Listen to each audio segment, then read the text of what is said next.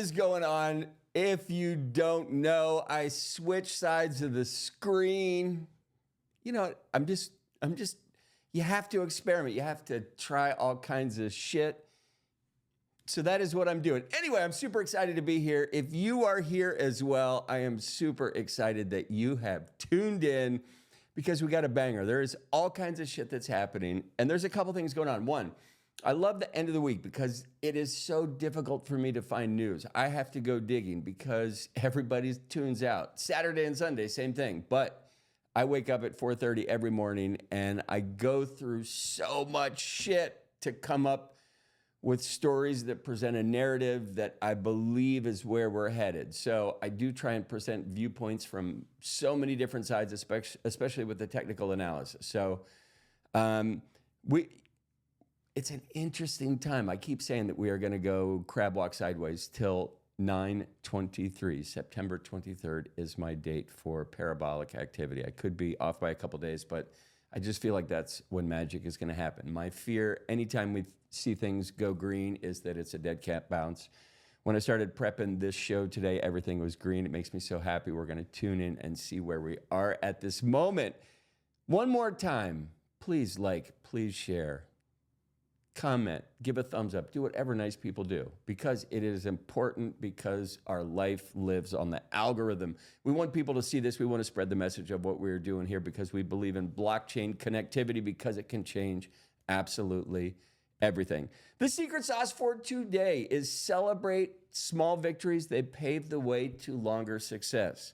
And if we roll that into our financial DeFi, TradFi, what a liquefy ecosystem that we live in, what does that mean? It means quit round tripping shit. Get on bullx.io/beat. Set up some parameters so you can go to sleep at night. And if something tanks, you can get out. Or if it goes through the moon, you can sell a portion of your bag on the way up. In retrospect, it will make your trading charts look like you were a genius. That is fact. So keep that in mind. Near Protocol is bringing a new chain signatures technology. What is it going to do? It bridges the gap between cross-chain DeFi and Bitcoin. So we are super excited to see the DeFi world move into the Bitcoin ecosystem. I don't think they have truly tapped into that yet. Is this the start of something new? I'm excited. Near Protocol is a gangbuster of a company, so seeing them interact with the Bitcoin ecosystem in this way gives me hope. Next up, we have Michael Saylor. He is on board with a strategic reserve bill that the United States should hold. Now, why would Michael Saylor say this? Probably because he's got a fucking billion Bitcoin. It would make him king of the USA. Next up, expectations are super high for the Bitcoin ETF. I want you to keep in mind, I brought this up in my Substack several times on the podcast. Morgan Stanley was the first to go live saying, hey, clients, you should look at Bitcoin ETFs. We're going to roll you into some of these strategies. It's interesting and not interesting at the same time. Why? It's interesting because they are the first financial advisor that decided not to take a summer holiday and actually double down and do some work on the Bitcoin protocol. Next up, it's also not interesting because there is a 1.5 million market cap as far as your investment strategy. If you have less than $1.5 million, you are not in the roster to receive this ETF Bitcoin advice. That is tragic in my opinion. The thread through the needle, the thread through the needle is that once we thread this needle and we begin to get activity, the doors will open. I want you to keep this in mind just because I'm old as fucking dirt. These changes do not happen ever as quick as the diehards want it to. Let me say that again. Because you believe in something does not mean adoption will come with the same passion that you have for your belief. It does not mean stop believing. It just means have patience. And that's what we all need to have in this space. Next up, we have Toncoin. It surged by 10% despite worries about the so-called Binance curve. Will they survive getting listed on Binance? It is so funny. There's so many people in the ecosystem that think if you get listed on these exchanges, it is the boom, you are going to rocket ship. Sometimes it works, sometimes it doesn't. If you are going to get exposed to the mainstream ecosystem like Binance, you better have your shit together. Next up, Vladimir Putin, the king of Russia, he says we are going to mine the shit out of Bitcoin. Why does he say this? Probably because he has a huge ton of Bitcoin reserves and he is going to start stockpiling because he's smart and he sees strategically where the world is going. United States, double down on crypto while you have an opportunity. I will pin this. Next up, we have, this is awesome. I was doing some reading this morning and I came across this quote and it reads like this: we are close to the maximum people who will ever own one Bitcoin. Meaning we are at these levels where individuals who have been thrifty and smart and thinking ahead of the curve that actually own one Bitcoin, you will become the select few. Future forward. How far forward? 5 years, 10 years? That I don't know. So many of us believe it is coming. One Bitcoin is the answer to generational wealth. And even Michael Saylor says 0.1 Bitcoin is all you need to get in the game. So if you are new and thinking about this ecosystem, think about that. 0.1 Bitcoin. Put in your ledger and put away for 10 years will change your life. I can almost promise you that. Either you're going to lose $400 on the ledger and Bitcoin's going to go to shit, or you will be a millionaire. The choice is, if we are at this precipice where this much change is coming, are you willing to take the risk that this doesn't pan out? Is it worth the loss to have a 100x in 10 years to not invest in 0.1 Bitcoin today? Ask yourself that. Look at the numbers, right? Is it worth missing out on this investment today to think in 10 years you could 100x it? Think of that, right? The price of Bitcoin escalates drastically. All right, we're not going to get into it anymore. 2 more major Ethereum transactions have happened on the blockchain, totaling $56 fucking million. It all happened on Binance. Do we see the market begin to crash? Chaos, the clarity, noise, the narrative. It is Friday. It is August 9th, and it is time for some rabbits. Crypto Greed and Fear Index. We are back up 18 degrees, coming in at a 48. That puts us back in neutral zone. Okay, it's a lagging indicator. People have calmed down. We had a 2-day bear market. We're back in the figuring out where the fuck we go. We're not in the bull market yet. September 23rd. Bitcoin dominance, it is up for the 24 hours. So is Ethereum dominance, while the total crypto market cap has also brought back about 4.71%, coming in at $2.158 trillion at the time of this writing. And the top crypto search term for people that are just getting into the space at the moment is SUI, ticker sign SUI. It is up 22% on the 7-day. And before we get into more news, we are going to check the numbers for the nerds. And how do we do that? We are going to pull this up and see what is happening. Oh, and you know what that is? That is Friday. Unfortunately, it's everyday beer horn day. It is beer horn time. And today, this is the first three-peat I have had on the show because I love this. Distill, man, the Deadhead IPA series is delicious. This is a West Coast style IPA. It's 7% ABV, which is normally a lot for me. But after the second one, it seems like the perfect amount. Anyway, it's delicious. I hope you guys can find this where you are. If I find it here in Tejas, you can find it where you are. Now, why has it made the third appearance on my show? Because I love this shit. Is it because it's sold at the bodega downstairs? No.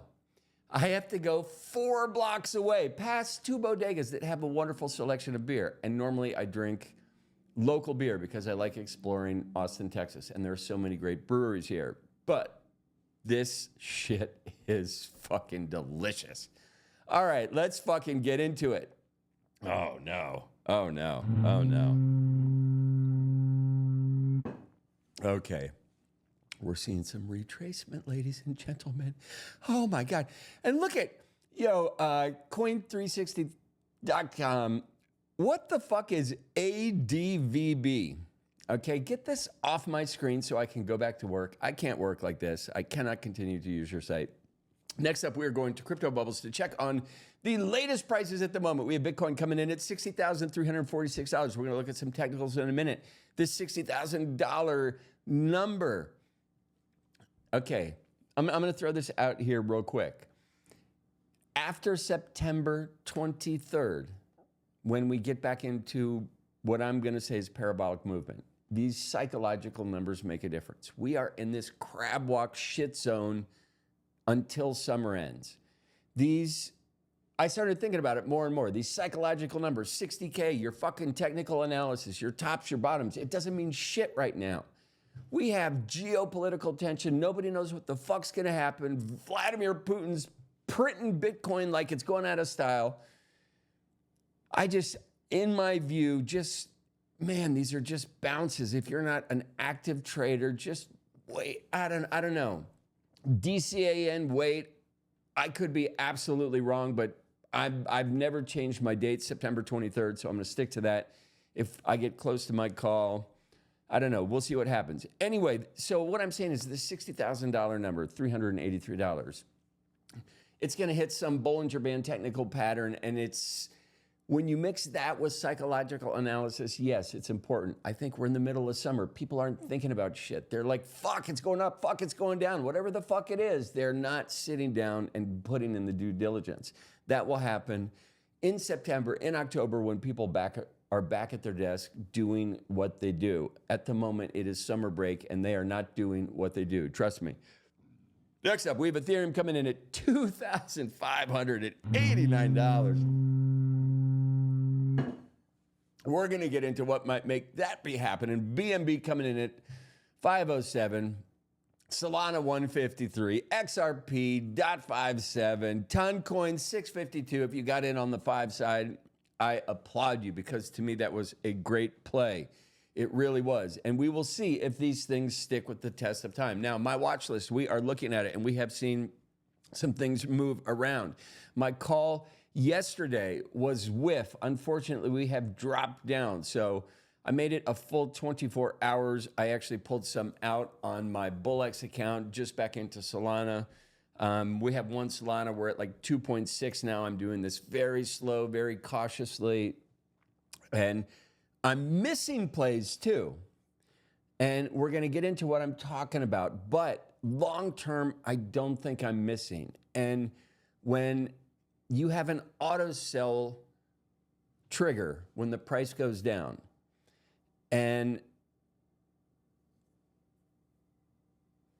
right, like, because I know BullX is working while I'm away from the terminal, sleeping, out eating dinner, it's making decisions for me that I input saying this is a smart thing to do. Now, with these meme coins, because of the fluctuation up and down, one thing that I have noticed is that they are creating bots that understand your buying parameters. And if you buy in at a token, a sizable buy, and you have a 20% drop limit where you're going to sell, these bots figure out a way to drop to 28% to get you to liquidate. Then they pick up your shit and run it back up. So there are a lot of people in the space that will remove the bottom end sales structure from their parameters, because that way they only sell on the way up, which is also really smart. And we'll get into that. But for the tokens that I have been liquidated on, meaning I went to sleep and woke up with messages saying, we sold all your shit. And, sometimes I'm like, fuck, I should have taken off that sell order before going to bed. But that is the gambler. That is the fucking, that's the person that I don't need running the show telling me what to do. When I make logical decisions, I put them into my BullX and I let it go. So we're going to see how this goes. I'm trying to turn one Solana into 100. It might take a minute. We might get super lucky. Every single super risky play that I've made, I've been liquidated. Every single one. And as I go back and revisit these, so far none, some have come up like they're going to break out. but none have passed my average purchase price, and none have produced a long-term gain. So far, with this structure in place, I am not stressed out. It's amazing. I get these messages on my Telegram, and it pops up and it says, hey, we sold your shit for you. And it's like, thank you. And then if you guys are unfamiliar with the Bullocks platform, and this is not an ad for that, like I don't work for nothing. I just have a referral code. And if you guys enjoy my content, go to Bullocks, use my referral code and trade on it. It helps me out. It helps me generate content for the show. But what is awesome is on Telegram, right? That's how you log in. It is your extra security for the platform. What's neat about it is in the morning when you wake up, you can pull up your Telegram, go to the Bullocks spot, and click a button, say, show me my positions, show me my wins, show me my losses. And it sends you a text back, and instantly you see red dots, green dots. Obviously, the green dots are good, the red dots are bad. So it's just putting ultra fast technical trading in the platform on your computer into your hands on the phone. And the interaction between the two is seamless. It is fucking fabulous. If you're not on Bullocks, you are giving yourself a heart attack. And when I look back at the time I spent in the space, not trading with Bullocks, I missed so many opportunities. I added so much additional stress to my life worrying about this shit. The number of coins that I have either gone to Soul Incinerator and just incinerated or just hidden in my wallet is disgusting. Do not let that happen anymore. And if you happen, okay, and I'm gonna give you today's example, and this is a token that it was on my today's call about a week ago, and I put all the stuff is it's in my Substack, it's all the shit, was SCF. And this morning I woke up, and before I went to bed, I put in some bids on SCF, and I was like, man, I should remove these bottoms because I just feel like there are going to be these swings because it goes from, let's say, 40 mil market cap to 100. I mean, just crazy variations.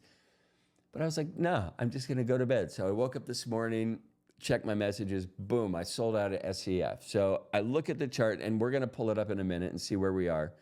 And we'll do it live and just see, because it's going to be interesting for me and hopefully for you guys to see, do these things rally? And what you have to take in mind is this, is like, I wake up in the morning, I look at my Telegram, it says I've been, I've exited these positions. And I'm like, all right, the gambler, right? The degen in me is like, fuck, I missed this. Then I get on the timeline and I hear all of the bag holders saying, this is the dip, this is the dip. And I look at it different when I'm not a holder. If I was a holder, I'd be, yes, this is a dip, we need to get on this. But because I liquidated by Bullocks, meaning I put in orders to sell if it hits this price, everything, I don't want anything lower than this. And it gives you the option to put in bribes and high gas fees. So when the number hits, your sale goes through every single fucking time. Like it's, whatever they're doing at Bullocks, it's magic. So we're gonna check in and see where we are. So my calls for today, we're just gonna do this. We're gonna look at what is up the most on the day. So Toncoin, again, I said it the other day, in that $5 range, that was a sweet spot. Do we see this continue to go up? It's up 389% on the year. When we have tokens, now granted, some of these are meme tokens, some are meme-ish utility tokens. When we see a 3,000% gain, right? And we look at Toncoin that has tapped into the Telegram ecosystem. Do we see this 388% gain? Is it possible for it to become a 1,000% gain? Yes, that would put the market cap at an astounding amount, which brings up this other discussion that I always think about, and it is Bitcoin dominance. So Bitcoin dominance, does it reach 60% dominant in the market? Or do we see some of these ecosystems come up and just eat away at that domination? And if that happens, the playing field changes, right? Bitcoin has been the canary in the coal mine for so long. And hats off to Bitcoin. It is the wave of the future. It is the future. But there are DeFi ecosystems, and there are all of these other ecosystems that have learned from not only Bitcoin's successes, but Bitcoin's mistakes, and they have doubled down. And the engineering, the AI, all of the things that are in play, making shit different today are exciting, which brings up a point. There are new evolving ecosystems, and it is really easy not to pay attention to them. Sometimes these ecosystems live, build, and communicate in silos. While they may be on the same platform, X, Discord, Telegram, it's not that there are walls there, but I think of this like the TV wars of yesteryear, right? There's so many channels on X right now. The fact that we're all putting in work on X is what's important. Everybody has a different channel. And if you are into your channel and producing content, it's not that you have blinders on, it's that you don't have time to understand all of the other channels. So this is interesting. Whenever the market tends to go down, we see people start to channel surf. And this is magic. It's happening with the politicians. They're seeing things go down, and they need to channel surf to find the variant that's going to take us to the next promised land, whatever the fuck that is. So in this crypto space, we are seeing this channel search. People from different ecosystems are checking out other ecosystems, and it has to be applauded and not shit upon. And an example with the canary in the coal mine is this, and I said this yesterday, when politicians begin to adopt the blockchain, the Bitcoin rhetoric, and they begin talking about it, I think there are many people in this ecosystem that believe those are political talking points. And while I may agree, I also would like to temper that statement with this, and it is this, is that when you begin to speak of the blockchain, you can't do it if you don't understand it, right? These politicians that are going to be put on stages, they have to be able to answer questions, AKA they are doing the due diligence, the research. It literally takes 30 hours of research to understand what is happening here, and the bell will be rung.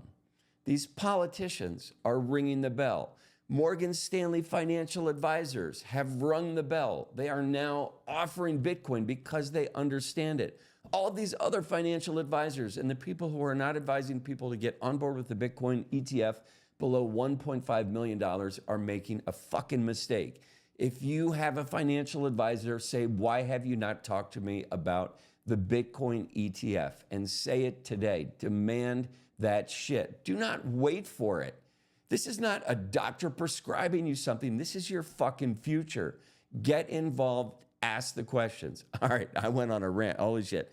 All right, so anyway, looking at this shit, my shit, let's just look at the year, okay? And just to give you perspective, so some of the things, bonk, it's up 5,965%. Mogcoin up 4,000%. Radium 700%. Pepe 580. I mean, these are magical fucking numbers. If you got in early, what's early? Today is early. Yes, there are people that got in earlier than you that are going to be extremely wealthy. Those were the people who knew what a left curveball looked like, and they could still hit it. Obviously, if you are not involved in these, that's not for you. You need it straight down the pike. Here it is. This is the time. This is it. That's it. September 23rd will be your deadline to get involved with this shit. That is my opinion. You heard it here. Okay, so we are going to just look at some super quick. I have this on the 5-day. I just want to point it out. So we have Bitcoin. It is giving us a green indicator. We have Ethereum, a green indicator on the 5-day, and salami, a green indicator on the 5-day. Now, again, I believe these things will go up and down. DCA, if you're new to the space, dollar cost average in. Find something you believe in, spend $50 every Friday on it.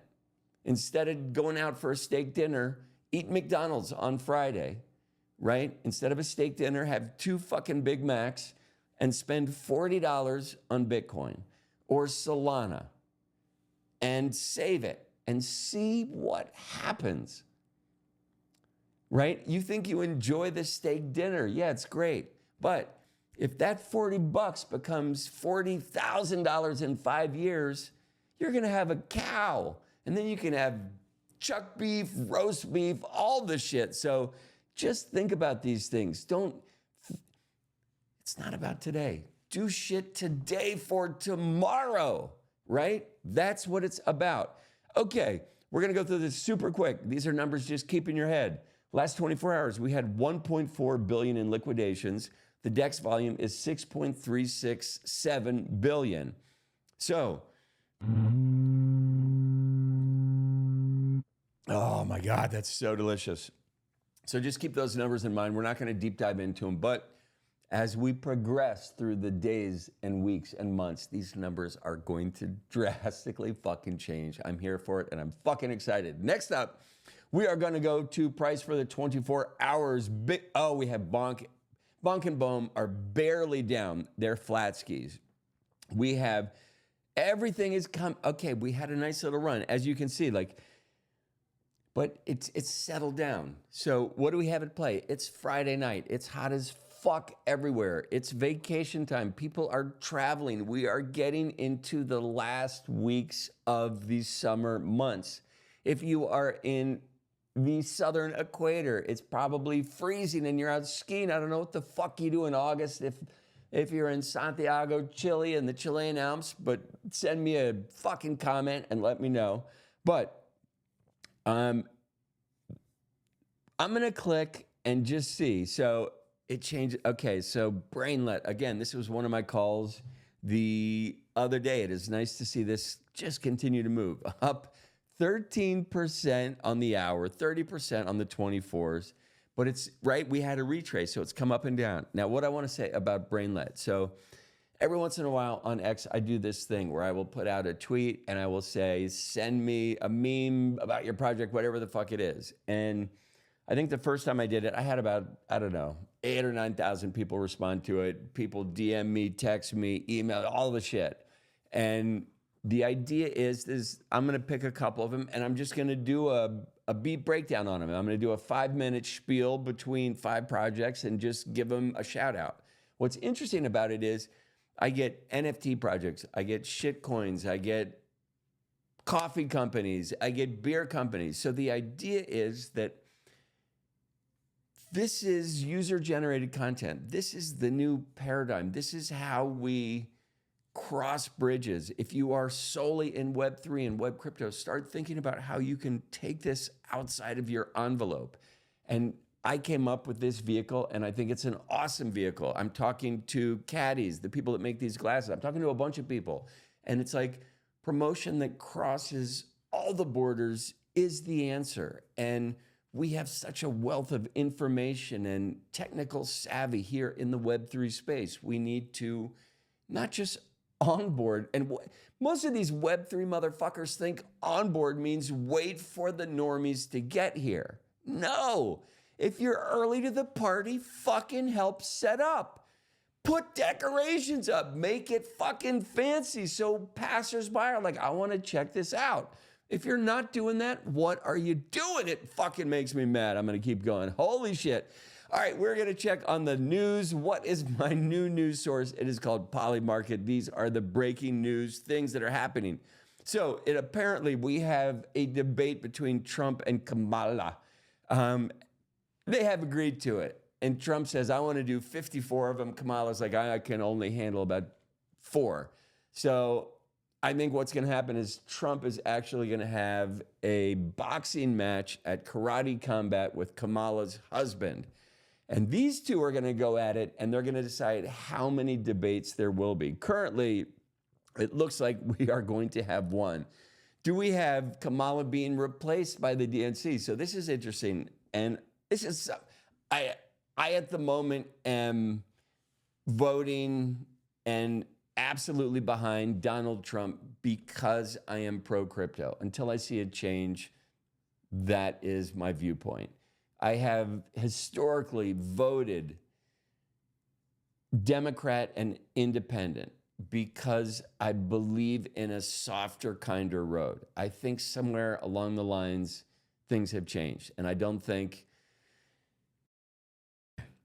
the current administration is in touch with the values that I believed made me vote the way I did. And I've said this before, and this is something for not only younger people, but people in your 30s, 40s, whatever the fuck it is. Your political party is not your sports home team. You don't ride or die with that shit. I know you'd like to believe that, but that's not the case. Radical changes happen. Your life will change your viewpoints. Your experiences will give you insight on how other people handle situations that maybe you have also dealt with. You will go through life and be posed with problems that will shed light, and you will have more kindness than you did before. These interactions, these things that happen, will continue to evolve your viewpoint on things. If you think your home team is a Democratic or a Republican Party, you're wrong. Every 4 years, you need to look at the issues and see who makes more sense, because it changes dramatically. Here's an example. When COVID broke out, I was doing a sculpture in San Francisco for the city of Oakland. And when COVID broke out, they would have us believe World War III had broke out. I mean, we wore masks, we separate, we did all of these things. It destroyed my business, my life, my progress forward, all because of this belief in something that they didn't understand. And I just ate it, spoon after spoon. And when I learned that in different parts of the country, in Florida, in San Diego, in Texas, in Maine, they said, fuck those mask men, fuck what you're feeding us. We don't agree. We're going to continue with life as we want. In my view, those are the people that won. The people who got held up by this propaganda lost. I was one. When I moved from San Francisco to Miami, I don't think anybody in Miami even knows what a mask is. They never stopped having fun. They've been fucking in the street the whole fucking time, all through COVID. For 2.5 years in San Francisco, we didn't leave the house. It was like we were in China. So, and then I go to Texas, and it's even more liberal. Not liberal, but it's even more liberal in their viewpoint according to the laws that the Democrats laid down. People like Gavin Newsom, who in my view is one of the people that has single-handedly helped destroy California. Nancy Pelosi, you are like, there's so many people that hand in hand have just been involved in making that state not what it used to be. It used to be Tinseltown, Hollywood. It is not that any longer. It's so sad. Or is it not sad? Is it that we're just waking up to shit? Am I waking up to shit? I've lived a lot of lives. I've been through a lot of battles. I've seen a lot of shit. I've seen a lot of adversity.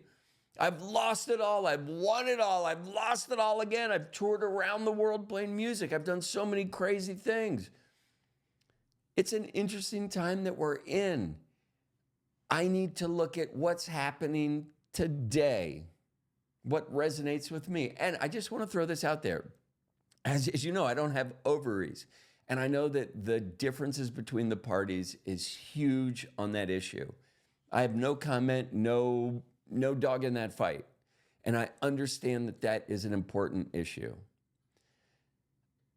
I do think that crypto mindset represents the brightest, most forward-thinking people in the world.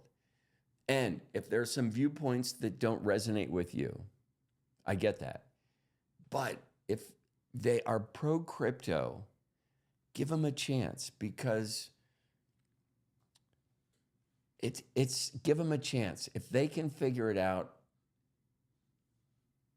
if anybody can figure it out, they can, the crypto people. I don't have the same belief in people that don't understand crypto. It is magic. It is the next wave, in my view. So these are things that I've come across that I find super interesting. Next up, okay, so, you know, like, because I'm older, like, I miss a lot of this stuff. So, but I also catch a lot of this stuff because I'm a nerd and a gamer. So how did I hear of Travis Scott? Well, I have been playing Fortnite since season 1.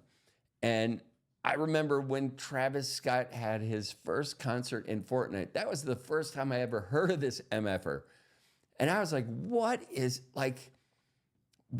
happening? And this was at a time, this was even before kind of the NFT space blew up the way it did. But I was just like, is this the introduction of web? Is this the metaverse? And it was awesome, right? If you played Fortnite, it was a game, and you went to this certain location and you got to experience a live concert. And I believe they were the first to do this, and it was magic. And then Fortnite continued to do some iterations of it with some smaller scale artists, which were also really cool, where you would go into locations and you would have paint. I mean, they did a bunch of stuff, and it was so well thought out and so reactive to the music. So if you've ever done LSD, mushrooms, any of that shit, and this interactivity that happens when you're tripping, Fortnite was able to reproduce this. And it just made me think that when we get to the metaverse and have immersion technology, whether it's a suit, glasses, whatever the fuck it is, this shit is gonna be off the hook. So back to Travis Scott. Since learning about him on Fortnite, I've been like, all right, this kid's cool. I'm checking him out. So apparently he got arrested in Paris.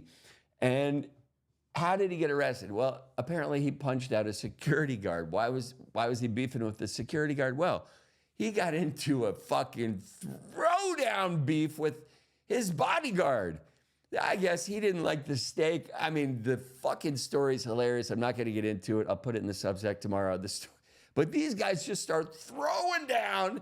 The security guard tries to break it up, and Travis Scott goes buck wild on him, throws him down, fucking puts him in a cha-cha, and it was just, he's in the hooskow. Nobody knows when he's going to get out, but it is super interesting. So keep that on your radar if you are a T. Scott fan. So today's gamble, we are going to go live probably later tonight. So here's where we are. As I said, we bought some whiff.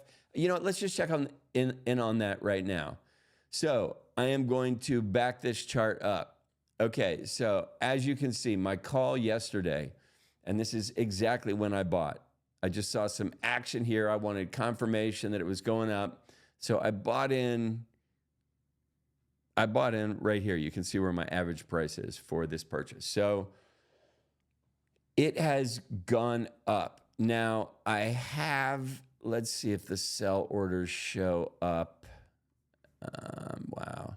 I have the sell orders in. I would just need to refresh the screen in order to get to it. But what I'm saying is, what I am thinking about doing, so what is this wallet at right now? So I have 2.83 Solana in this wallet, active Solana, and I have only $90 of whiff. So 2.83 Solana, which is $437. So I'm at like $550 from one Solana. And I'm just slowly trying to trade this up. And what I'm thinking about doing, right? I'm looking, let's just check the charts right now. Okay, so Solana is down 2.79% on the hour. Now, look at that ton coin, this green. Wow, it's great. We saw AVAX really pumping the other day. It has leveled off and cooled out a bit. There's interesting news with XRP. Holy shit. So, Toncoin, man, I still think this is going to run. We're at $6.57. Man, I see this at like 10, 11, 12 bucks. Sustaining, like not a, like just establishing a base and then continuing to run on that. But okay, so here's my thought process. I have a couple, right? I got to get one Solana into 100 with minimal mistakes. And the mistakes for me come when I gamble, because who the fuck's good at gambling? I don't know. If you're good at gambling, hats off to you. I can't do it. But I try and gamble smart, meaning I put barriers on the top and the bottom so I keep myself out of trouble, and it works. It works. So what I am thinking about doing is I have turned one Solana into almost 3, whatever. Now I have 2 Solana. I'm thinking about taking that, right? I might even pull the whiff out, roll that into Solana, and then sit at my BullX terminal for the next 2 hours and gamble, right? And I'll show you what I'm talking about. So if we go to the BullX terminal and I go over here to Pump Vision, right? These are all of the new tokens that are launching. We've got new creations. We've got about to graduate and graduated. And these are kind of the cycles that you watch. And I believe to be successful in this space, you need to sit and watch this all day. It's like going to work. Like you are sitting watching movement all day. Why do you do that? Because at some point, some token out of nowhere is going to come through this portal, and it's going to go to a 1 billion market cap. And if you have the opportunity to spend 0.1 Solana on that token when it comes through this portal and can ride it to 1 billion, like you're done. That is why there is this rhetoric in this space. They say never stop clicking, because literally it just takes one. Now, the Mambo Jambos, they will gamble 5, 10, 15 salamis, but you don't need to. I started with 1. I am making small plays, 0.1, 0.2, 0.5, like if I think I'm fucking feeling it and I'm going to watch it, but like I'm not risking a bunch of shit. And I might sit and watch this particular screen for 2 hours and not make a trade. And to me, that's frustrating, but that's the game. So do you have the patience for it? The other thing to think about is in the summertime, the game, the mechanics, they're different. The players are different. There's so many bots involved because people are on vacation. When we get back into September, October, November, the flow will be evident. It will be here. If you pay attention now, you will be able to tap into it then. So these are things that I think about. Okay, so today we are probably going to go live. It is 5:47. And I don't know, maybe around 8 o'clock Central Standard Time, we might go live on BullX. I'll go live on X as well. And I'll just have my BullX terminal up and we will... Yeah, fuck it. Let's take that 2 Solana and see if we can turn it into some magic. We got to get to 100 ASAP. And while I don't think it's a great environment to make trades, we might just sit and shoot the shit and see what the market looks like. Next up, this is an ongoing analytic that I started doing, I don't know, last week. Who the fuck cares? And what I am looking at is the polymarket prediction for our president versus the current price of Bitcoin. Why do I think the fluctuation will come? Because if we see the Harris camp get on board with crypto, if we see a differential between the two rhetorics about how we're going to move forward, these numbers are going to fluctuate, I think, greatly. Like as we get into things, it was really interesting to hear Trump be upset that he now has a new opponent. It's like a world-class fighter that's preparing for an opponent, and at the last minute, the opponent gets an injury, and promoters want the fight to go on. Everybody needs the fight to go on.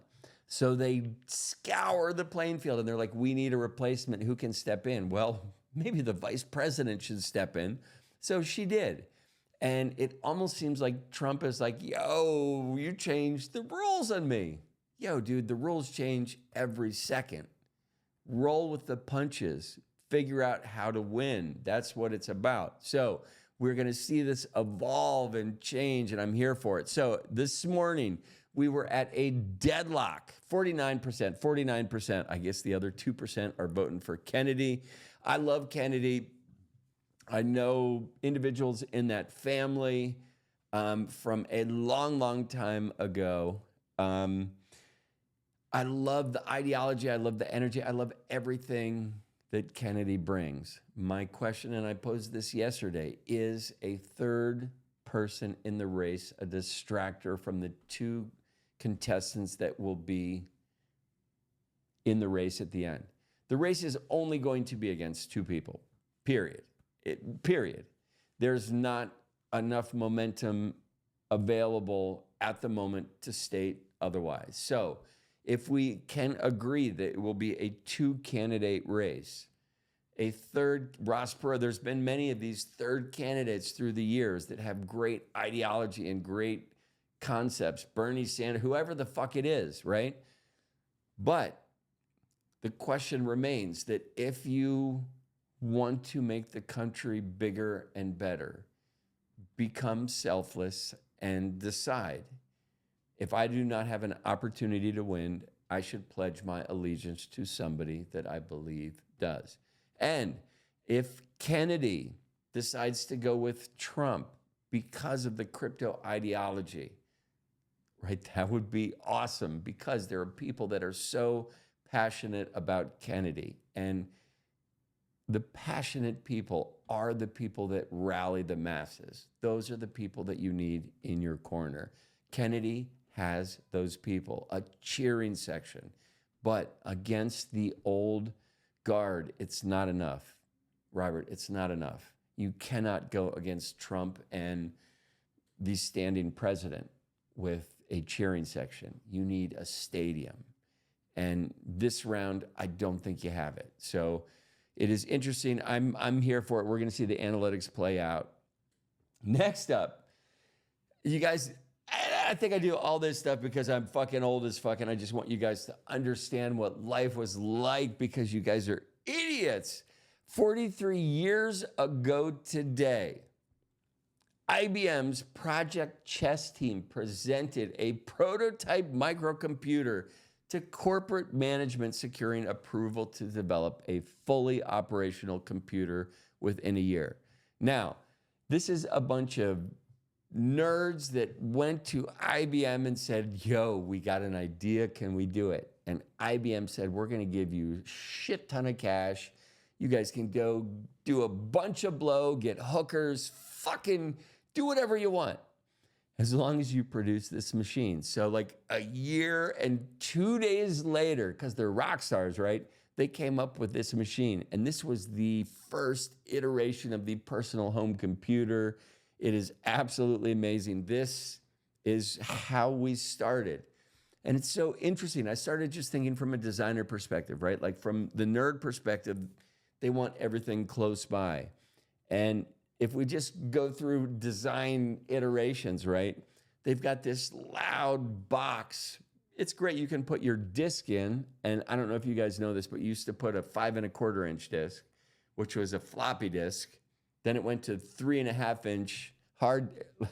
We're not going to get into all this shit, but it was interesting. Anyway, you had this giant box where you would put toasters, you'd put pieces of bread in and out of the toaster.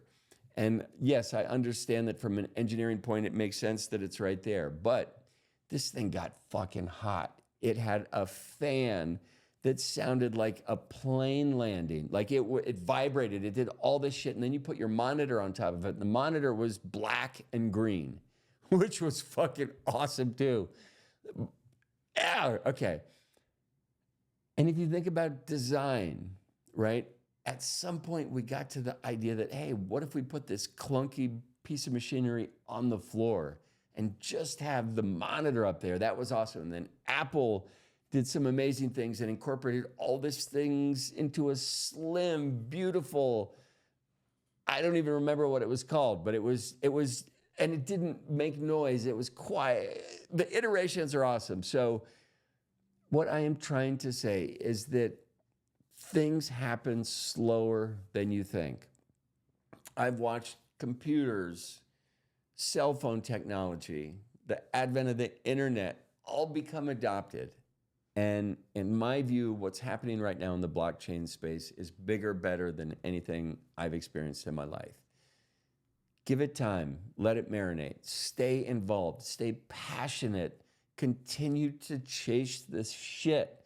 If you are not getting response today, continue with your passion, and a year from now, you will be a resource. Trust me. That's how you have to do it.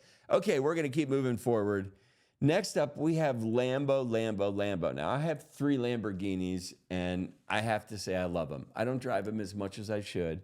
I have drivers that I let take, but I have to say it is a fine vehicle. The 84 Countach is absolutely my favorite. Nobody gets to drive it but me. It is my baby. It is what I love.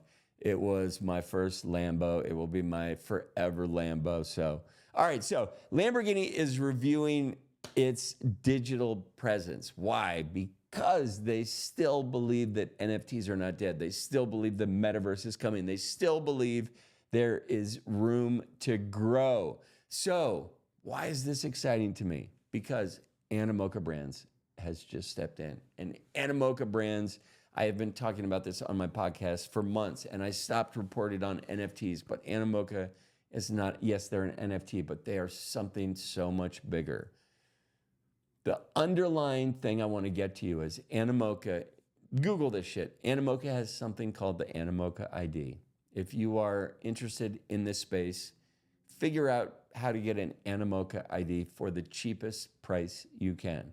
Whether it's an NFT, an experience, membership, whatever the fuck it is, get yourself an Animoca ID and just begin with this journey because these guys are doing it.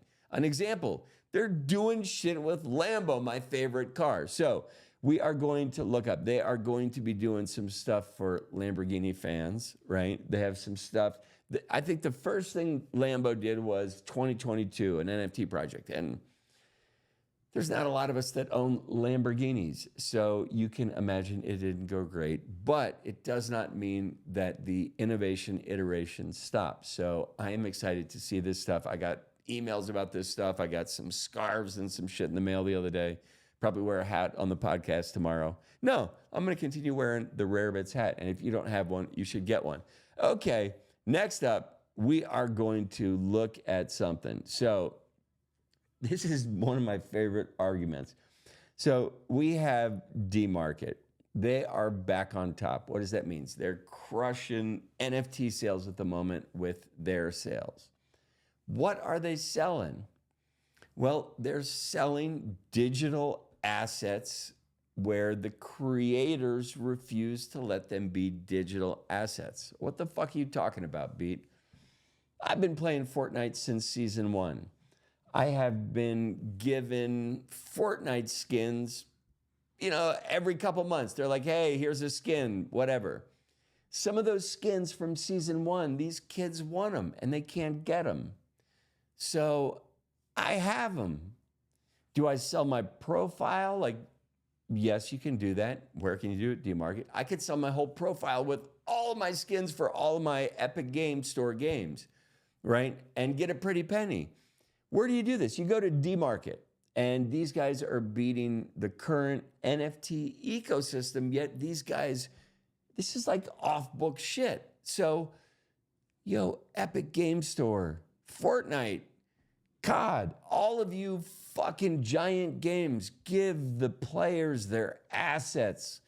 Watch how the ecosystem grows if you grant this simple request. It will be a game changer. So this marketplace is just crushed.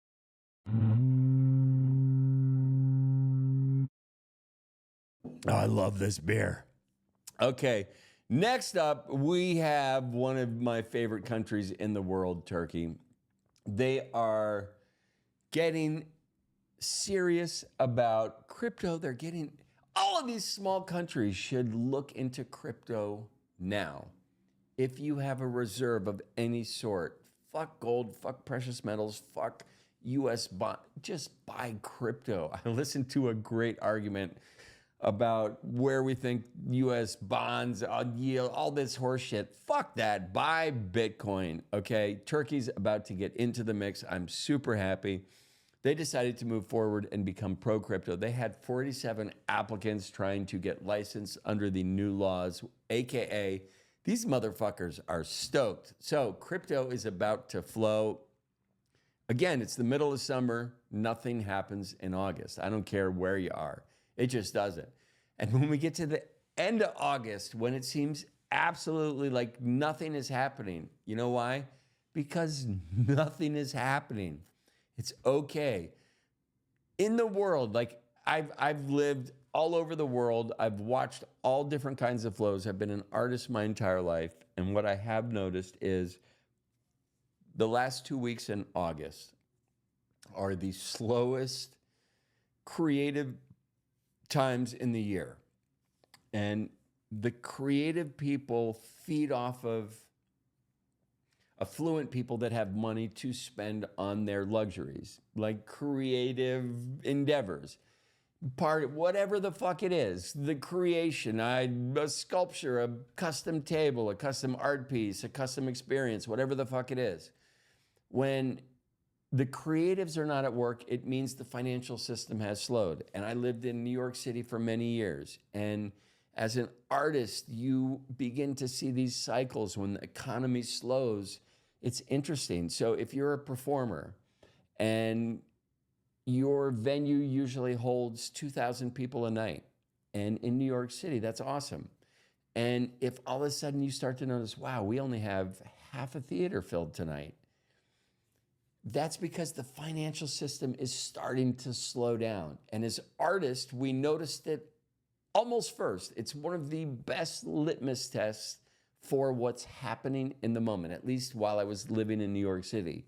When the art world slows, that means financial trouble is coming. Just like the crypto greed and fear index is a lagging indicator, the expenditure of money on the arts is a leading indicator. So these are things that I keyed in on my entire life. We're seeing Turkey just go ball busters forward with crypto, and we are here for it. Now, I talked about this a bit yesterday. We had a token launch, and a bunch of people just got thrown under the bus. Once they were run over, somebody took their body and put them on the train tracks. The train went over, then they took them back, and somebody ran over them with a tank. So the story involves some of the people from Kanpai Pandas. And Icebags, I am a fan of his, even though he unfollowed me. He's been on my podcast. We had a wonderful conversation. I'm a fan of what he's doing, where he's going. And I think somebody from his ecosystem was involved with this token that came out. And there was hubbub that it was involved with Trump.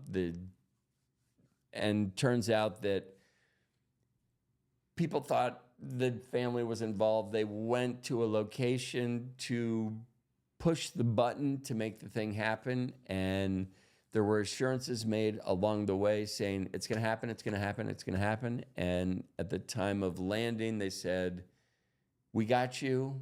And they said, don't worry about it. They pushed the button, and it was the button that they wanted to push, not the button that they had told the community about. So people lost millions of dollars. And because one of the Kanpai Panda people was involved in the possible launch of this token, Kanpai Panda's floor price dropped about 45%. So it brings up some interesting stuff because Icebags is involved in a lot of awesome stuff with bare knuckle fighting, his Overdog podcast. He's got a bunch of neat shit going on. And if we look at combat sports as the fastest growing sport, not only in history, but in current times, Do Kanpai Pandas present a buying opportunity? If we see FUD erupt and it turns out that it was unjust FUD and we see the price drop 45%, is this time to get in? And what's interesting is, upon this speculation, I went in and started looking at the floor price, and I am seeing absolutely awesome NFTs that were purchased for, let's say, 120 Solana that are now being sold for a tenth of that price. And oftentimes when I see somebody who bought in at 100 and is willing to sell at 10, oftentimes that is a community member that is trying to send a statement back to the founder saying, yo, I'm pissed. And what's also interesting, those are also interesting times to buy. When bag holders that have been holding the project up along the way get pissed and they're like, I'm liquidating, is it a time to get in? What I don't know is if NFTs are going to come back strong enough to make this a super strong pie, but I would love your comments in the bottom of this thing. I'm not going to read them, but just fucking leave some comments. All right, so next up, we have Dogecoin, D-O-G-E coin. It surged, it goes up. Man, it's funny. I go through the day, I wake up in the morning and I read a bunch of different quants that put out awesome material, and I absorb it and I think about it through the day. Sometimes I put my Substack out first thing in the morning. Sometimes I marinate on it through the day. Sometimes I put it out right before I go live. And today's one of the days that I wanted to marinate on this. And Dogecoin is interesting. Here's the rub with Dogecoin. There was a good period of time where I was like, this is going to $1 in this cycle because the normies know it and it's easy to get to. And I have since retraced that view. I think there's some technicals that are missing from Doge that I don't particularly like. And I think the big button to push here is, will Elon incorporate Dogecoin as a payment rail in the X platform? And now I don't know. I've continued to do some research on the XRP situation. I know that they are in Elon's ear trying to propose that. I know Elon is forward thinking. I know he is a hodler of Bitcoin now. It's interesting. I think my take would be that Elon will announce the payment rail for X simultaneous with a new payment rail to purchase a Tesla. That is my thought. Just like he said, we will take crypto, then he rebounded and said, we will not take crypto because it's not energy efficient. I think we will come to a paradigm where he's getting ready to bring on something to X, and he will double down and make it a currency for his entire ecosystem. The coin that he chooses for that will go bananas. Bananas. All right, so we have, man, this is it, right? This is what Ice Bags, this is what Kanpai Pandas got involved with. This is the token, RTR, Restore the Republic. So what these scammers, hackers, whoever the fuck they are, they come out and they say this is a Trump token. And what is so funny is everybody in the space, they are gambling, degenerate boobs. All of them are like, the next Trump coin that comes out, I'm buying it. I don't care what it is. We're going to risk it. We're going to try it. We're going to roll the dice. So Restore the Public token, at one point, they thought it was linked to Trump. It soared to $155 million market cap, like literally quicker than a shit.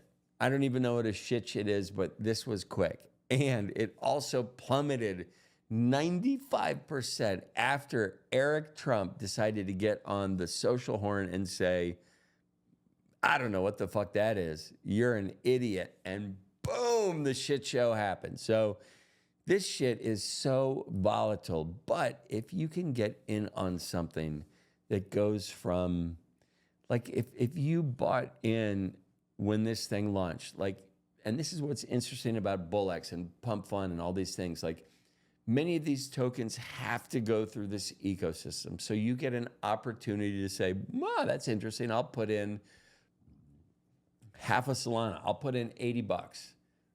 If you put in $80 when it's at a $10,000 market cap and it goes to $155 million, do you comprehend what the return on that is in the span of 3 or 4 hours?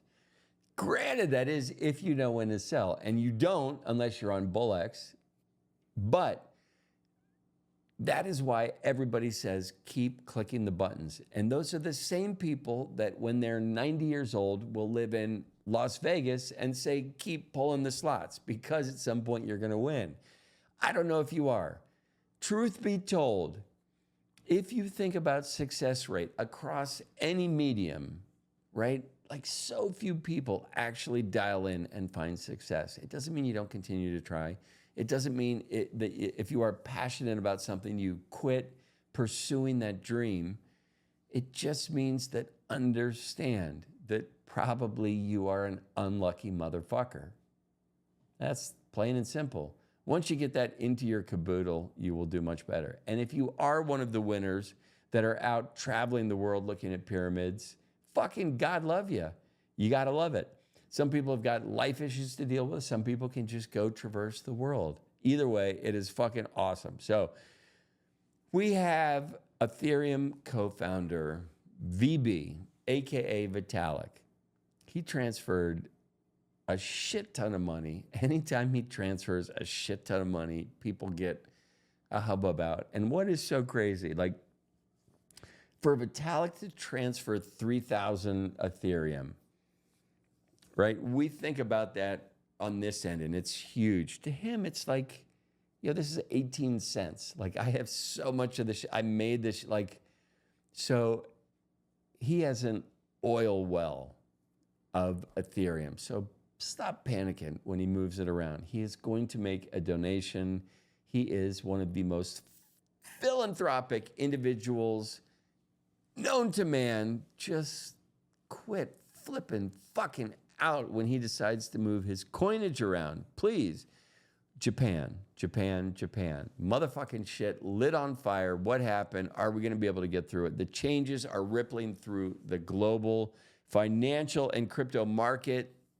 The yen's decline, Mt. Gox's Bitcoin release, XRP's adoption by Japanese banks. All this shit is making the landscape so tough to deal with.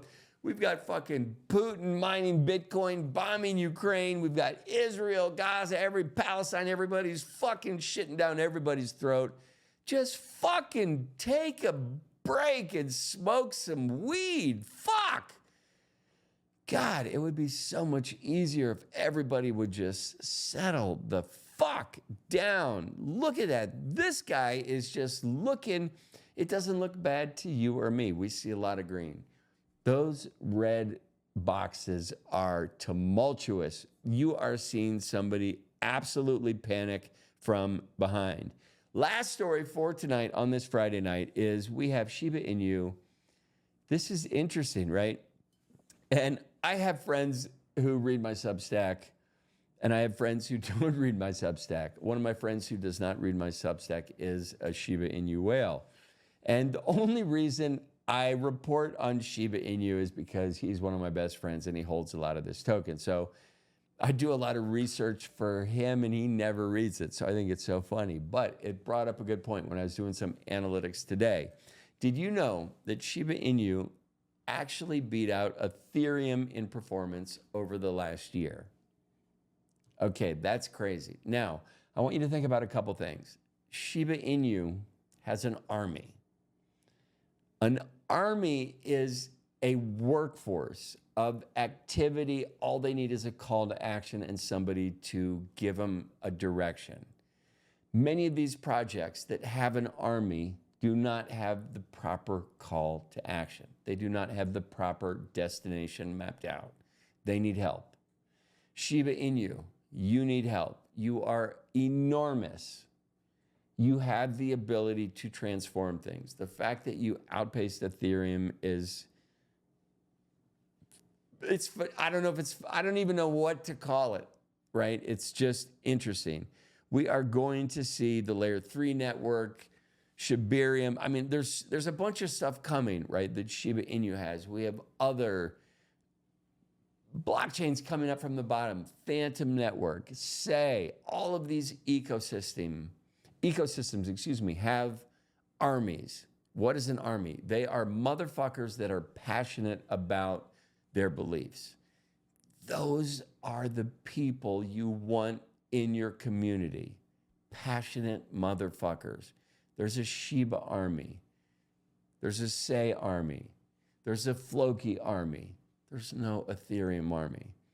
This community sentiment that is palpable, right? Like it's real. Do these become the thing that pushes these things to the other side? Because nobody knows what is going to make it to the other side. You know what? I wrote up some stuff in the Substack about just Ethereum transactions for newbies. And I also put this up today. This was this morning. The biggest gainers in the last 24 hours, Celestia TIA, which not ironically, was also the #1 search term for the normies. It was up 19.56%. So we have Sui, Zcash, Kronos, and NEM. Those are kind of not meme coins. These are utility coins that rose the most in the last 24 hours. Biggest losers, Terra Classic, XRP, Lido, Nero Ethereum, and non-playable. Now, what's interesting, XRP had a wild run. Do you remember, Tareen, the bull market of 2 days ago? Everything was red, but XRP was on fire. So we see the turning of the times. Next up, we are wrapping it up for this Friday evening. If you guys are still craving crypto clarity, please subscribe to my Substack. Warning, rare bits may cause hodling.